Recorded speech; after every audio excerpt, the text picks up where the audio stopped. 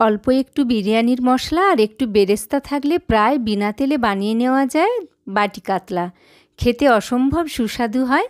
এর জন্য একটু বড় সাইজের কাতলা মাছের পিসগুলো কেটে নুন মেখে আমি রেখে দিয়েছিলাম।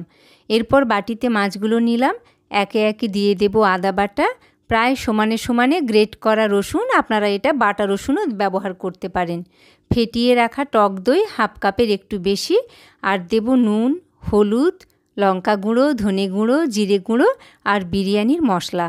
তার সাথে দেখুন হাফ চা চামচের মতন তেল বা তার থেকেও কম তেল আমি ব্যবহার করলাম।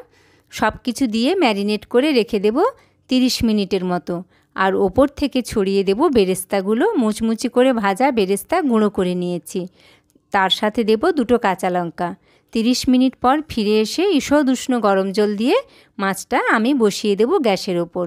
এরকম গা মাখা হলে নামিয়ে নেব আর প্লেটে করে ঢেলে ধনেপাতা দিয়ে গার্নিশ করব।